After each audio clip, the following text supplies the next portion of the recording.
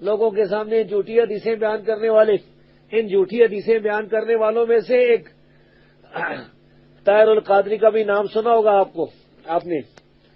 طاہر القادری صاحب کی بھی ایک جھوٹی روایت آپ کو سنا دوں۔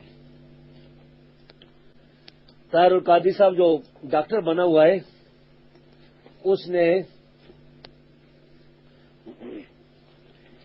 ایک کتاب لکھی ہے، کتاب کا نام ہے تبرک کی شرعی حیثیت، اور یہ ستمبر 2008 میں چھپی ہے۔ اس کے صفحہ نمبر 76 پر طاہر القادری نے حدیث لکھی ہے۔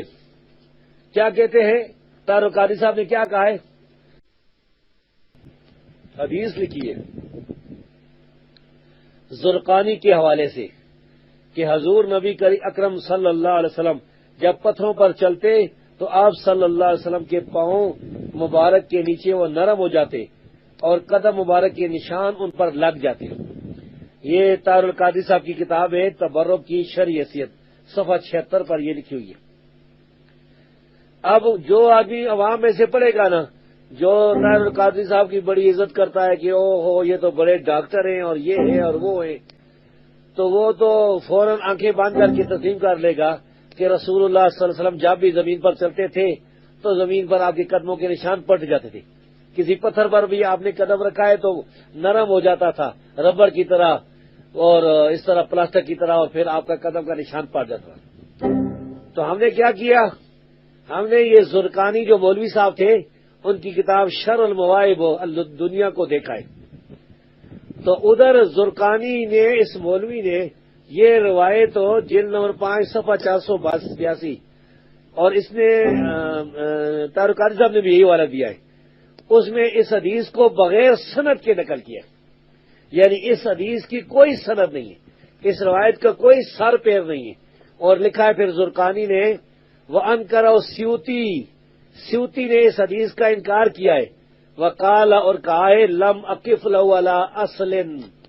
ولا سند، مجھے اس حدیث کی کوئی اصل نہیں ملی، کوئی سند نہیں ملی، ولا رأيت من خرجه في شيء من كتب الحديث، اور میں نے نہیں دیکھا کہ اس کو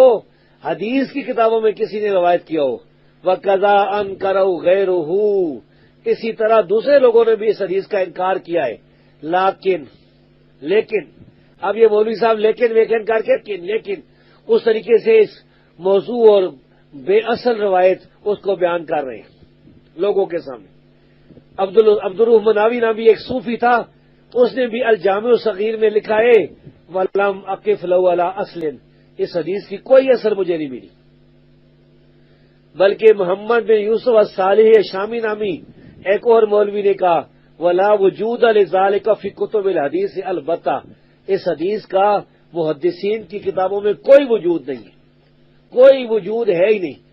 تو بالکل جھوٹی بے اثر روایت طاہر القادری صاحب اپنی کتاب میں لکھ کر لوگوں کے سامنے پھیلا رہے ہیں، لوگوں کے عقیدے خراب کریں۔